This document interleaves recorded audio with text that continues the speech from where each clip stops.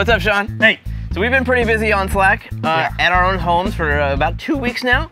You have shared some awesome two-dimensional designs of the cabinet. Yeah, we've had some problems to figure out, but everybody's super excited. Yeah, I can't wait to see what you brought today. Yeah. I here have a box of goodies to give Other Ocean. Excellent. And they've been working on the game, and we finally get to see the very first iteration of what they have, their very first prototype. I know. I can't wait to get in there and see it and give them a few potentiometers and toys for them to play with.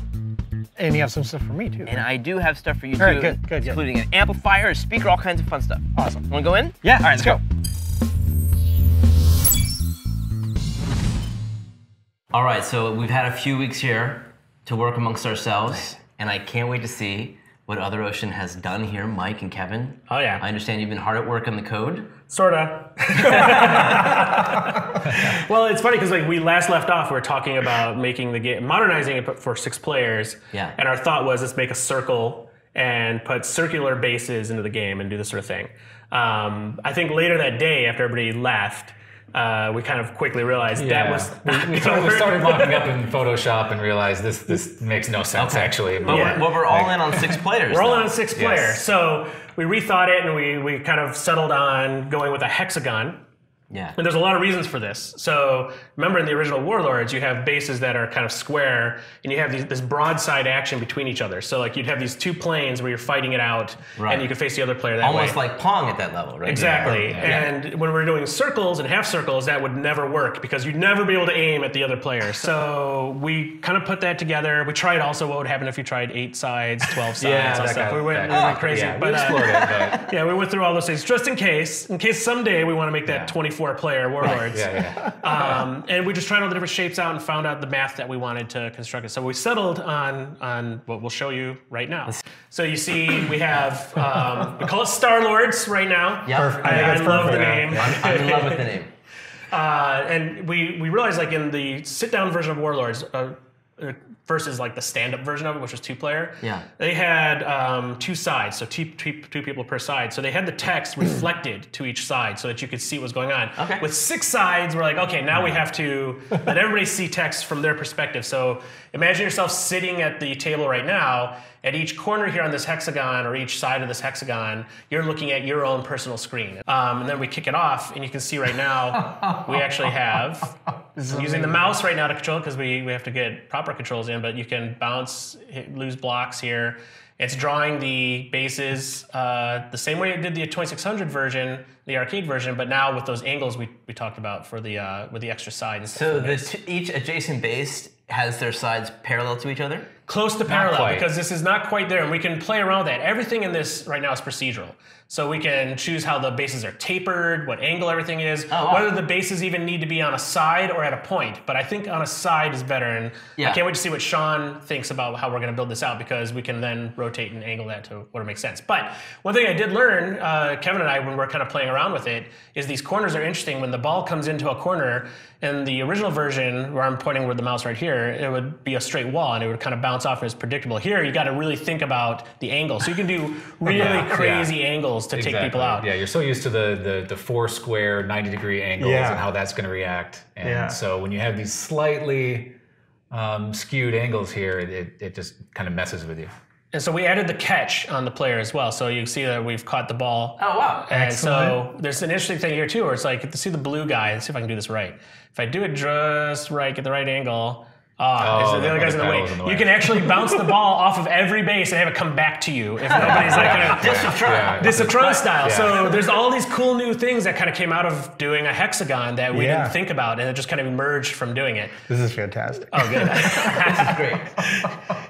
So what's the max amount of balls you think would be at any given time? The sky's the limit. We haven't really tested it. We've thrown like 16 and 20 in there, and it doesn't break. But I mean, the original game has 1 ball, and then as every opponent dies, it adds another one. That's true. Right? But we could go beyond that. And then we're thinking like, we like the game Bomberman, and there's this at the end of about 3 minutes of a round, it starts dropping blocks and isolating everything to the center. We're thinking the same way here. It's like if we want to rotate rotate people on this, especially when we're going to be showing this at like California Extreme or putting it in a public use. Yeah.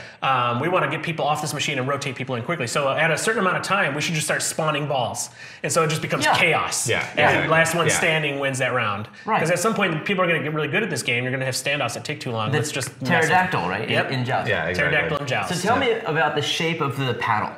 All right. Isn't that different than the original? Is that... It is. So the original was treated as kind of a line, like a prong paddle. They had these little lips on the back of it on the 2600, but they didn't really amount to anything. We originally put in collision on this demo here with the line, and we found out because of the weird angles, there's this thing that happens in the original game where the ball can get caught behind you, and it's usually the funniest way that somebody will take themselves out. Like we played this game earlier, and we're all killing ourselves because the ball will get behind us and smash through the wall and kill the king. So that was not happening when we did proper line collision with all these weird angles. So I added these 2 lips on the end here, and then Kevin helped me with the math on this even more because to get it just right. And now when the ball gets behind a paddle, it has a higher chance of getting trapped behind it. And so that's accurate collision all around the edge of that. Yep, we're using basically line collision so that we can tell from last position to third position. So you can actually use that little lip to bounce off of. Yeah, you can bounce off the edge of the paddle. Can you catch it on the side of it? You can, yeah. And then it releases from that edge as well? No, it goes to the center of your thing so you can properly aim that way. Interesting. So, still, we can do whatever we want. Right. Yeah, that would be kind of neat actually, having if you get a side catch, then you have a side launch. Yeah, and then trick people by going up there and they're expecting to come this way, but it fires the other way. There's so much potential here. You can see Purple just took himself out. So we got everything here running pretty well, but now we have to interface it with what you're going to build or what you've built. The controls for the cabinet. Yes. Yes, so the solution we had discussed was making whatever we make just look like an Xbox gamepad for the computer, just to simplify everything. And that would use this library that Zach Littell wrote for my PinSim controller that it was a pinball interface for virtual reality pinball. Anyway, that runs on a teensy microcontroller, and it connects to a bunch of, right now, just small potentiometers, which will eventually be our spinners, right? And a single button, which will be our arcade button. So this simulates that accurately. I'd love to plug it in. Yeah, it's good a shot because we mapped everything to an Xbox controller. So this could just... Yes. If I've done everything right, this could just work. All right. Is it working? Let's try. All right, so we've got 2 freaking out right now, which is fine because that means we don't have these other 2 hooked up. Right. Well, those are the triggers. Yeah, those are the triggers. Which I assume are not. They're floating pins. Yeah, like we could ground them and they would stop doing that. Yeah, that's cool. All right, so twist 1. Let's see what happens. Twist one. So that's there's yellow. There's yellow. Does it work? I'm dead already. Does it go to the extremities? Try it out. Yes. Let's see. Yes. Yeah, it does. And yes. Perfect. Awesome. I'll take this player. Yeah. Give you some room. Oh my God. I do have to assign the buttons, but you are actually playing the game right now with potentiometers through your... I'm about to lose the game with potentiometers. There we go. I'm out. I'm just impressed with ourselves because we were working blindly from each other. Yeah. No, it's amazing. It just... So for the layman, does that mean is basically what you're saying is you're taking like all of the possible controls on one controller and breaking them out to individual players? Yeah, exactly. And the problem we have on modern systems is when you plug in one of these controllers, you don't know what order you're plugging in, and also when it starts, it doesn't guarantee it's going to be started in the same order. So if we mapped things to all of these here, and then on the second controller just one of the axes, we have the potential that when the game starts, everybody's kind of mixed up. And we got to try to sort through that. There's ways around it. It's kind of a pain. But if we get it all in one controller, it's great. Because what Jeremy did basically is he's taken this axis as one paddle, this axis as the other, this one, and then the triggers are the other 2 paddles. Right. So we have 6 on this total controller. And then if we look at buttons, we have these 4 buttons plus these 2 if we want, or these triggers up here to use as the button for the player. And so the D-pad. And the D-pad as well. 4 extra so we there, have more than enough buttons and everything on one controller, which is great. Cool. Now, the actual potentiometers that we'll use are much bigger, and they look just like what was inside the 2600 steering controller. So are we going to make those from scratch still? With about the same throw. Okay. Yeah, and I found, well, here's an example of one of those right here.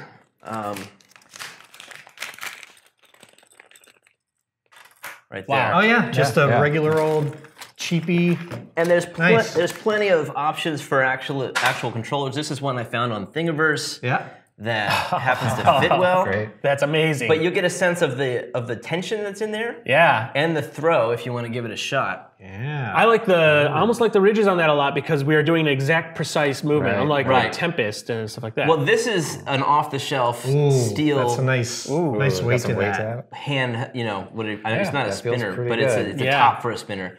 And I love the feel of that one. So I mean, it's just a matter of what do you want to do. Obviously, we could easily design something.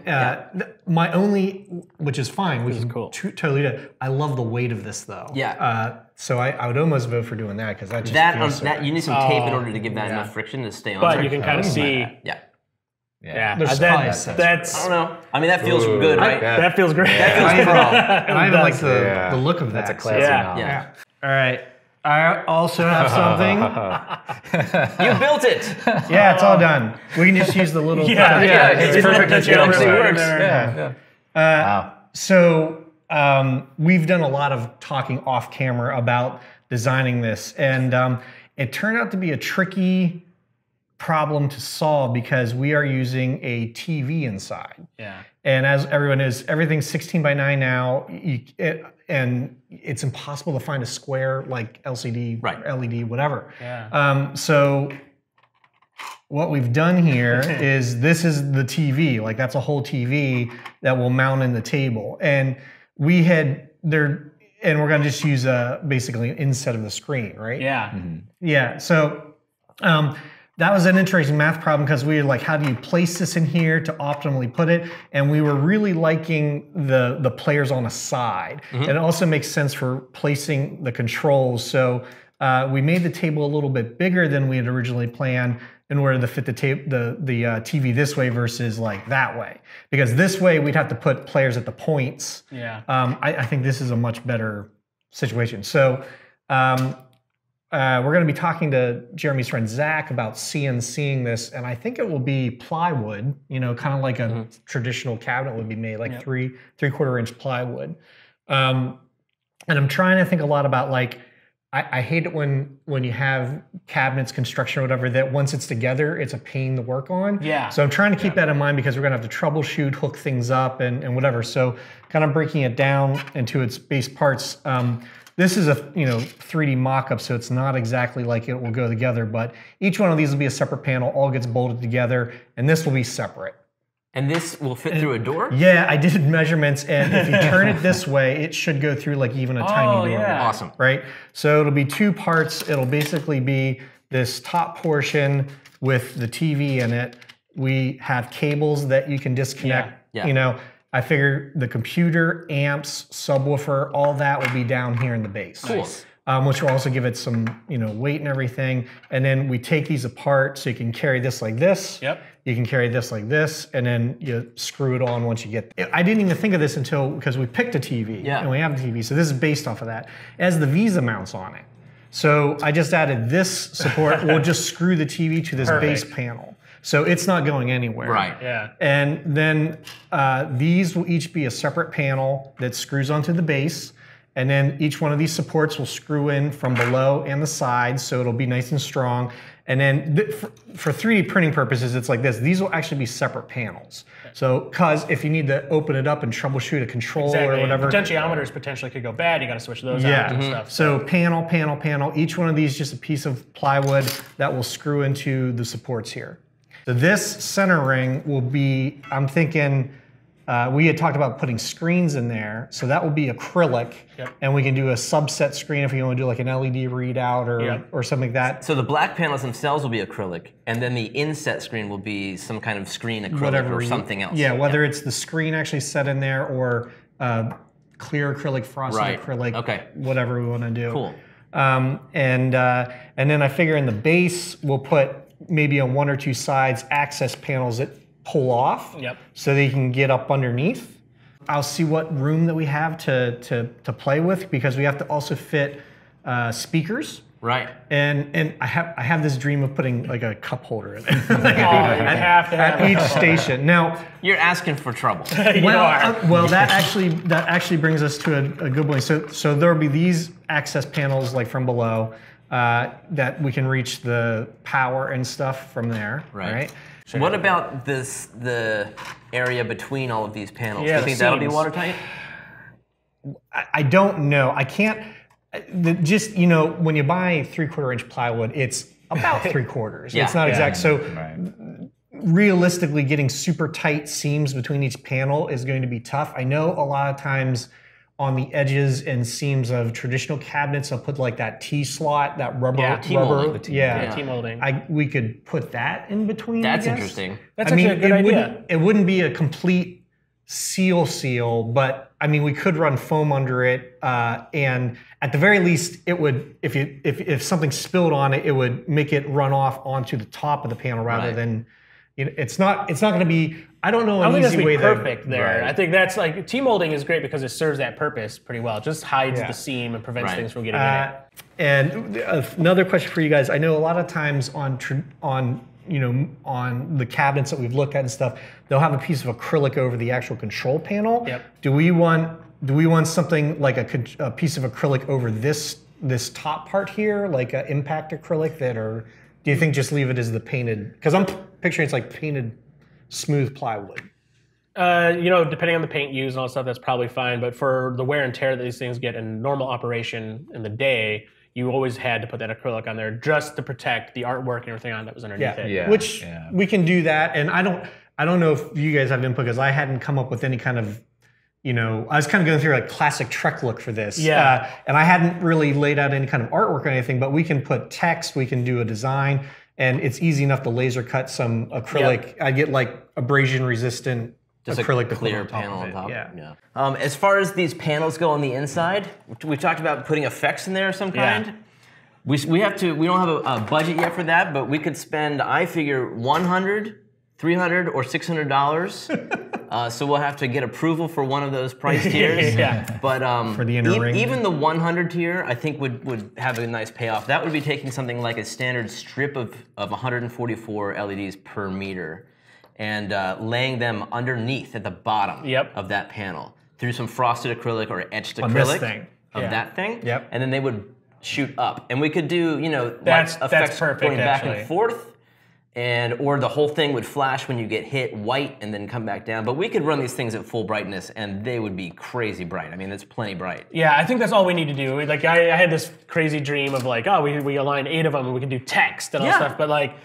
I don't think we actually need that. That's the $600 idea. Yeah, there you go. I don't think we actually need that. I think we're going to keep focus on the game itself, and anything that's important needs to be there on the screen and keep eyes at the screen. As much as I want to do all that other crazy stuff, and this gives us enough to have it when the ball hits anywhere in there. We can actually do a little light bounce there, so it looks like you illuminate it like it's hitting off the wall there, and do like effects on the screen as well as explosions. Inside, and then somebody blows up, you just rocket back and forth. Well, and you have the fun attract mode stuff. You have the you do the kit or the Cylon eye going around, and all that kind of stuff. So. And do like solid colors for each family in the attractor. So one last detail about the LEDs is how to control them, and we've talked about a couple ways forward on that. I think what makes sense for me is I can start working on that now if we just control it all with a microcontroller, and you guys talk to the microcontroller over USB. That makes the most sense to me as well. Cool, because especially if it's not going to be terribly complicated, if there's not text effects, and it's just a matter of finding where the pucks are or what player got hit. So this is a chip right here. If you take that and Evan, I'm giving that to you because this is your area of expertise. If you plug that into a computer and send it a 3-color hex code, like an RGB, it should turn that LED that color. That's great. So you get that working, that means we're golden, and moving forward, you can send serial commands. All right, let's do it. It's awesome. Cool. So next up for me, I'm going to go home and flesh that out, work on some sounds, and I think that the controllers you have, what are you going to do? So if we're fairly happy with how this layout is looking in the design, and now that we've figured out most of the hardware, which is really important for building the cabinet around, I really want to push forward with trying to do a full-size mock-up like out of foam core. Do you want to CNC that or do it with an X-Acto knife? No, I think I'm going to laser it. Oh, okay. I can laser foam core, so I think I'm going to get the right size foam core. We'll laser cut it. We'll just hot glue tape it together so we can is this the right height? Is this the right angle? Is this, can we access everything? And if we're feeling pretty good about that, then I have to start designing the actual CNC files, which I've never done before. We will talk to Zach soon and get on the same page about what that's going to take. That would be perfect. So. And I think for us, our next steps are really kind of finish up the game, get the mechanics working, map the buttons correctly with what you've just given us here, and make sure this all kind of goes direct.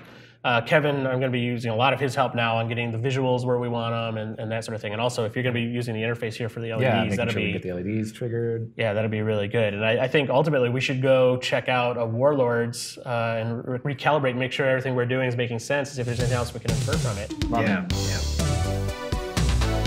Mike was right. And luckily, just 10 minutes away in Alameda, California, High Scores Arcade has a stand-up Warlords game.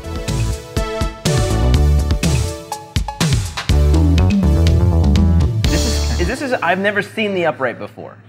This one, I don't think many people have seen this because they're used to the 4-player Warlords, which is the sit-down, play at the table Warlords. But there's a big difference between the two, and we just realized this as we walked in, too. This version of Warlords is actually a 2-player game. It's upright, and you play as a team rather than against each other. But there are 4 castles. There's 4 castles, and the 2 top castles are the enemy, and that's who you're trying to take out. And they're distinguished by, you have crowns down here, and then you have the enemy up at the top. And so we're looking at a version of the game that was changed not only just in the rules, but also physically. You can see, even the way the screen's set up, there's this cool holographic backdrop where you can see like the castles and everything. It's kind of nice depth, It's a really awesome trick. How did they make that illusion? You can look deep inside of it. You can see the monitor is actually based inside the cabinet down here, and it's reflected off of a one-way mirror. Behind the mirror is the cardboard backdrop with a black light that's illuminating that. So you end up getting this amazing depth coming out of the screen. And then whatever pixels are lit on the screen resonate. Everything else is transparent. Exactly. That's super awesome. So it's an awesome effect. That's something that I would never have expected. It's also weird because it's essentially a monochrome game, right? And they have these color overlays in the corner. I was gonna when you get off angle, you can see that. That's interesting. Yeah. So when the fireball enters that area, it becomes that color. Yeah.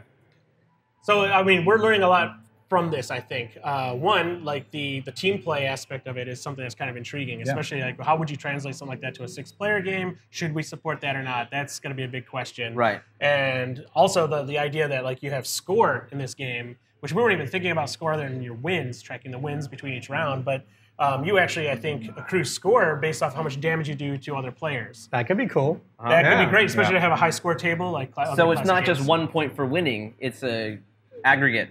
Yeah, that'd be very satisfying. Yeah. So I think we need to probably do something with that. Should we play a game? Yeah, let's give it a shot. Are we both in? I think we are. Okay. There we go. So we're the castle, we're the crowns at the bottom versus the Darth Vaders at the top. And the button is catch. Yeah. This is much faster than the console. Right out of the gate. And your shields are really small. That's fine. It's like a pass that I didn't catch. So I just noticed something I never noticed before. And that's that whenever we deflect it with our shield, it goes faster. Yeah. And then when it hits a wall, it slows down. That's a little bit different, I think, than the 2600 version, which is interesting, too, because I think we can do a little bit more with that in our version. I think even when you fire off the shot, we can give it a sort of like initial burst and have it settle a little bit. So it has like a secondary acceleration. But don't you think if you return that, it should stay fast? It should. It's like a consequence. If it comes back at you, and it's your fault it went fast to begin with. Yep. And now imagine that with 6 players. It's going to get way more chaotic than what we're seeing here. A little chaotic. But that's fine. We want that. We want that like quick turnaround game time. Wow, we got rid of red pretty quick. So these shields are almost square. Much different than tiny. Pong, right? Yeah. It's actually honestly it's kind of hard. Yeah, I'm not finding that I'm trying to send it in a particular direction. I'm just trying to survive. Trying to, but I'm not having a good time with that. Oh no! Look, we took him out. So what happens now? We're both back in. So why are we both back in? One of us survived. Oh, that's all it takes? The team made it. That's great. I'm so sorry. I did not mean to do that to you. That's okay. You've been doing it now. It's a thing. It's your thing. All right, Kevin, you got to check this out. All right. Kevin, check out the throw of the spinner. I know it's hard to do in the middle of a game. Sure. But it's not all the way at the extremity on both ends. Definitely. I mean, I feel like you actually I don't know how yours is calibrated, but I feel on my left side, I've got a lot of give. I want to say maybe only half. Yeah, that is interesting. So, but it feels fine. I mean, I think they did prioritize being able to, you never have to take your hand off. No, that's hugely important, and we have to do that somehow. That does make it interesting with, if we are going with that 8-bit resolution for 2 of the players. Right. So maybe we do need that might not be enough. Gamepads. Yeah, because the 256 is probably fine, but if half of that range is not usable, right, I don't know if that's going to fly or not. Okay. So. Well, hopefully 2 gamepads will work, and now you have the hardware you can test it out. Yeah, we'll get that working.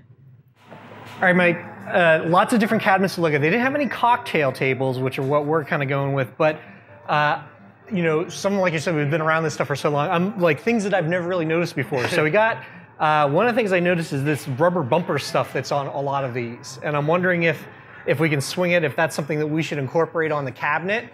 It's a signature of like every cabinet, and it's funny because I think right here this is just used for like edging, but also if you're saying that we're separating those panels that you're talking about, there's the potential to even come up or something like that with the T-molding here, and it kind of gives you full separation on a panel. I was thinking that, and also like I'm assuming it's for wear and tear and protection and stuff like that, and easy to replace. And you can, is this just press in, or do you have to like glue it in? It is just press in. Okay, so there's a slotting tool that goes and makes that. People generally, I think, route out a track inside the wood, and then they just push it in. I'm thinking if we can pull it off, I think it would give it that arcade feel and give us some protection. I guess as an added bonus too is then you don't have to worry about the finishing of the edges and stuff as much. You can just kind of get like a rough finish and then just press this in. I'm also looking at, so we're talking about these 2 are good representation. We have like this kind of like ruggedized like printed cover that is used on this one, and then we have the acrylic cover on this guy here. So it seems like acrylic's the easiest as far as just like straightforward, and like you cut it out and fits over the panel. And we could do like some kind of like vinyl decals or something underneath. This stuff's more interesting. I don't know how this is done exactly. If this is just vinyl with a covering over it, or I mean, this feels like a metal sheet underneath, right? It's like it feels like sheet metal, and you can hear it right there. And then it's like it has this kind of vinyl sticker over it. This, I mean, this is the cheaper way to go, but it still works. It's still just as rugged, if not more, than this feels. This feels a little hollow. All right, so one thing that we haven't really talked much about, though, is the artwork that you find on these cabinets, which are amazing pieces of art in and of themselves. I mean, there's coffee table books now that are very popular that are just featuring this kind of art. And if you look at Warlords in particular, it's got this really cool 70s style sci-fi look already.